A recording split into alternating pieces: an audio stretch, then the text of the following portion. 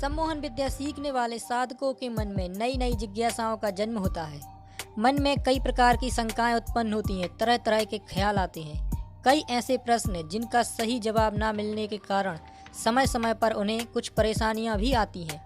ऐसे ही कुछ महत्वपूर्ण सवाल और उनके जवाबों पर आज के इस वीडियो में हम डिस्कस करने वाले हैं। जैसे कि क्या इस बात की संभावना है कि जो व्यक्ति सम्मोहित हो गया है वह कभी जागेगा ही नहीं? क्या आत्मसम्मोहन की दशा में आप अन्य लोगों की यात्रा कर सकते हो? किसी व्यक्ति को अधिकतम कितने समय तक सम्मोहित की अवस्था में रखा जा सकता है? क्या स्त्रियां भी किसी को सम्मोहित कर सकती हैं? क्या सम्मोहन के द्वारा किसी व्यक्ति के भविष्य का ज्ञान हो सकता है? क्या हिप्नोटिज्म के द्वारा मृत आत्माओं से संपर्क किया जा सकता है? क्या प्रतियोगिताओं में हिप्नोटिज्म से सफलता पाई जा सकती है?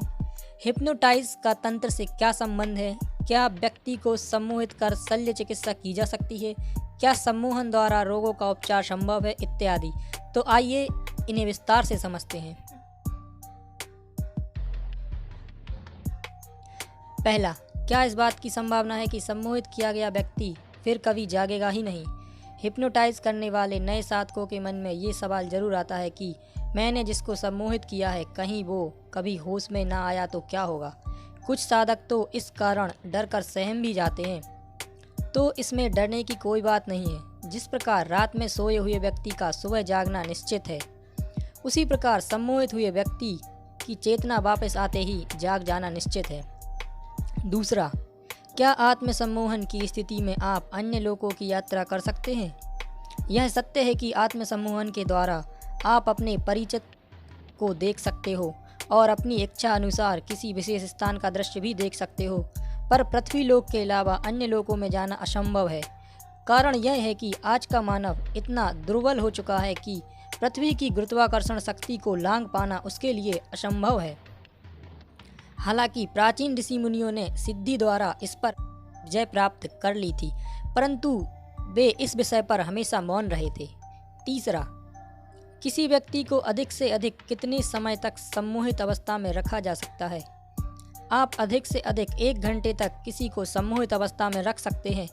इससे अधिक देर तक पात्र को सम्मोहित अवस्था में रखने पर उसका सम्मोहन कभी भी टूट सकता है। कारण यह है उसकी शारीरिक आवश्यकताएं प्रबल होने लगती हैं। चौथा, क्या स्त्रियां भी किसी को सम्मोहित कर सकती हैं? बिल्कुल कर सकती हैं। हिप्नोटाइज सीखने वाला स्त्री हो या पुरुष कोई फर्क नहीं पड़ता, दोनों ही एक समान हैं। पश्चिम वर्ल्ड में तो अनेक महिलाएं यह क्रिया करती हैं।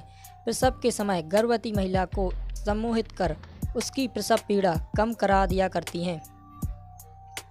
स्त्रियां सम्मोहन विद्या सीखकर महिलाओं का बहुत कल्याण कर सकती हैं। पांचवा, क्या सम्मोहन के द्वारा किसी व्यक्ति के भविष्य का ज्ञान हो सकता है? सम्मोहन के द्वारा आपके जीवन में जो घटित हो चुका है उसका एकदम सटीक विवरण बतलाया जा सकता है, क्योंकि वो सब आपके सबकॉन्शियस माइंड में सेव होता है। परंतु सम्मोहन के द्वारा भविष्य का कोई भी ज्ञान नहीं हो सकता। हालांकि पूर्वानुभास एक अलग बात है। कुछ लोग सोचते हैं जिस प्रकार अतीत इतना सटीक पता चल सकता है, उसी तरह भविष्य की जानकारी भी सम्मोहन के द्वारा निकल जाती होगी, लेकिन इस भ्रम में ना जिएं। सम्मोहन से भविष्य को देखना असंभव है। छठवां, क्या हिप्नोटिज्म के द्वारा मृत आत्माओं से संपर्क किया जा सकता है? कदापि नहीं। सम्मोहित अवस्था में इस प्रकार का संपर्क असंभव है। अगर कोई व्यक्ति इस प्रकार का प्रदर्शन करता है तो वह सिर्फ धोखा है, दिखावा है। सातवां, क्या प्रतियोगिताओं में हिप्नोटिज्म से सफलता पाई जा सकती है? शारीरिक श्रम वाली प्रतियोगिताएं जैसे ओलंपिक, क्रिकेट, फुटबॉल इत्यादि खेलकूद में आप अपने प्रतिद्वंदी पर इसका प्रयोग नहीं कर सकते, लेकिन इंटरव्यू इत्यादि में इसका प्रयोग किया जा सकता है। इसके अलावा आप अपने बिजनेस में ऑर्डर लेने, माल बेचने, कस्टमर से बात करने आदि में सम्मोहन का प्रयोग कर उनसे अपनी इच्छा अनुसार काम करा सकते हो। यहाँ पर एक बात का ध्यान रखें, सम्मोहन विद्या का दुरुपयोग ना हो। आठवां, हिप्नोटाइज का तंत्र से क्या संबंध है? हिप्नोटिज्म तंत्र के अंतर्गत ही आता है। एक प्रकार से यह तंत्र का ही अंग है। भारतीय साधना पद्धति में ध्यान, योग, समाधि तीनों का बड़ा महत्व है। यहाँ पर ध्यान योग के बाद जो समाधि की अवस्था आती है वह हिप्नोटिज्म का ही रूप है, जिसे हम आत्मसम्मोहन सेल्फ हिप्नोटिज्म कहते हैं। जंगलों, गुफाओं, तपोवनों में रहने वाले प्राचीनतम ऋषि मुनि इसी का प्रयोग करते थे। वह ध्यान के माध्यम से समाधि में उतरकर सब जान समझ लिया करते थे। भारतीय पौराणिक ग्रंथों में इस प्रकार के कई उदाहरण भरे पड़े हैं। जैसे कि एक बार की बात है, गुरु बृहस्पति ने अपनी पत्नी का मन बेचैन देखा। उनका व्यवहार भी उन्हें असामान्य लगा, तो उनको उन पर संदेह हुआ। फिर उन्होंने आत्मसम्मोहन यानी समाधि की अवस्था में जाकर देखा कि चंद्रमा उसे भ्रष्ट कर गया है और वह बेचारी बृहस्पति को बताने में संकोच कर रही थी। तब गुरु बृहस्पति ने चंद्रमा को श्राप दिया था और इस कारण चंद्रमा कलंकित माना गया है। हमारी प्राचीन ध्यान योग पद्धति को ही आज हम हिप्नोटिज्म के नाम से जानते हैं। 9वां, क्या व्यक्ति को सम्मोहित करके शल्य चिकित्सा की जा सकती है? कदापि नहीं। बहुत से प्रयोगों में यह बात सामने आई है। लंबी अवधि के ऑपरेशनों के दौरान सम्मोहित किए गए पात्र को शारीरिक स्पर्श के कारण उसकी अवचेतन दशा टूट जाती है। अतः सम्मोहन से शल्य चिकित्सा संभव नहीं है।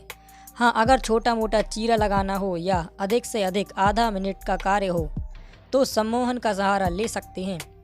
अगर सही अर्थों में कहा जाए तो यह क्रिया केवल मानसिक अवचेतना उत्पन्न करती है, ना कि शारीरिक। इसी कारण से शल्य चिकित्सा संभव नहीं है। 10वां, क्या सम्मोहन द्वारा रोगों का उपचार संभव है? यह बात तो आप भी स्पष्ट रूप से जानते हैं कि बड़े बड़े मनोवैज्ञानिक सम्मोहन का सहारा लेकर रोगों का उपचार करते हैं। पश्चिम जगत में तो यह बिल्कुल आम बात है। इसमें डॉक्टर सबसे पहले रोगी को सम्मोहित कर उसके कॉन्शियस माइंड यानी चेतन मन को बाईपास करके उसके सबकॉन्शियस माइंड यानी अवचेतन मन से सीधा संपर्क साधते हैं और उसके अवचेतन में रोग के प्रति जो भय या नेगेटिव जानकारी है उसे चेंज कर देते हैं और रोगी निसंदेह बहुत जल्द रोग से मुक्त हो जाता है, क्योंकि इस चिकित्सा में औषधि के साथ साथ रोगी की इच्छा शक्ति का भी पूर्ण रूप से सहयोग रहता है। ऐसे ही 10 और महत्वपूर्ण प्रश्नों के जवाब जानने के लिए देखिए पार्ट 2।